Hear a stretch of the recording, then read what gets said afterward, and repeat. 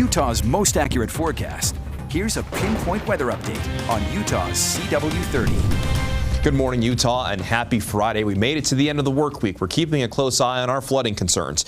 As we stand right now, we have melted roughly 2/3 of our record-breaking snowpack. The statewide snow water equivalent average is now sitting at 10.5 inches. So that has been a significant drop off, again, from the record-breaking snowpack of 30 inches of snow water equivalent.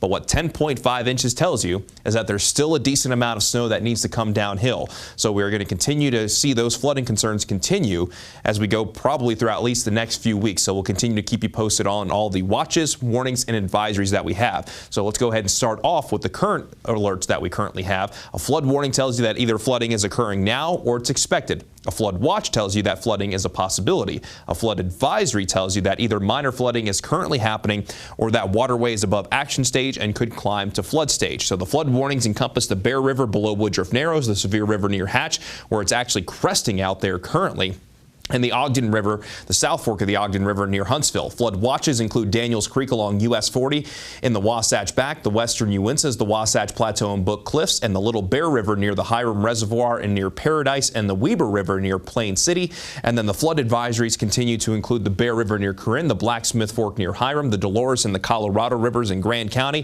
Thistle Creek between Birdseye and Thistle Junction, and the Green River near Jensen. So again, we're keeping a close eye on all of our waterways, but one of those waterways that's currently in a flood advisory is the Colorado River. This is the view from Red Cliffs Lodge in Moab. This is a live view. You can see how fast that water is moving downstream, and you can actually tell that there's water on normally dry ground. So it's not running too high, but the Colorado River is actually running above action stage. So we have seen some minor flooding in Grand County, not at Red Cliffs Lodge, but still a really cool view as that water is moving fast downstream. And just keep in mind, in general, our waterways are moving high, fast, and cold and dangerous.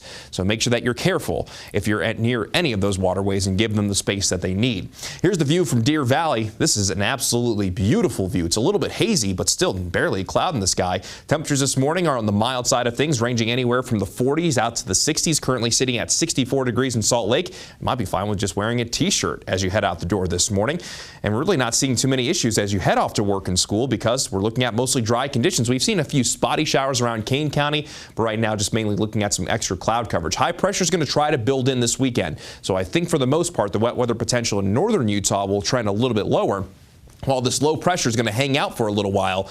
And that's going to result in the unsettled weather sticking around mainly southern Utah. As for your chance of precipitation in northern Utah, holding on to a slight chance today with maybe about a 10% chance through the weekend. But by next week, that high pressure starts to move away, opening up the door for more unsettled weather as we turn the page into early next week. Now let's go ahead and time things out for you on the FUTURECAST and begin it at noon today. And by your lunch hour, showers and thunderstorms starting to develop over the high country. And the best chance for wet weather today overall will be in the high country across the state and in south central and in southeastern Utah. But there will still be that chance even down around St. George as well. The chance for wet weather calms down as we go into tonight. We lose the daytime heating, maybe a few passing showers during the overnight, and then we do it all over again on Saturday. But I think that the chance for wet weather along and south of I-70 will actually run higher the next couple of days, while northern Utah looks to stay mostly dry, even in the high country with maybe just a slight chance.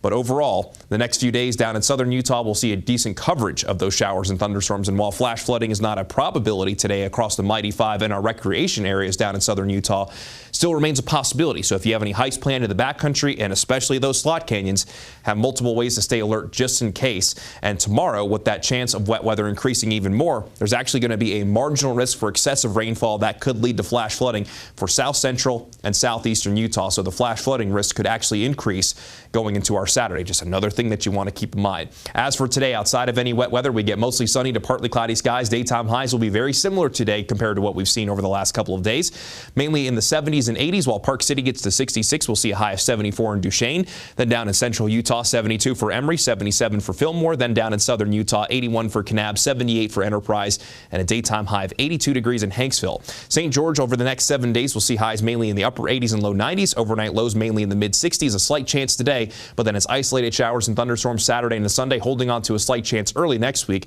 The middle of next week looks a little bit drier and a little bit breezier. Then along the Wasatch Front, a slight chance for today, mostly dry this weekend. Again, maybe about a 10% chance each day, but with some drier conditions, daytime highs climbing into the mid and upper 80s. Then we bring in that better chance for wet weather early next week with isolated to scattered showers and thunderstorms, highs mainly in the 80s, overnight lows in the upper 50s and low 60s. Now let's go ahead.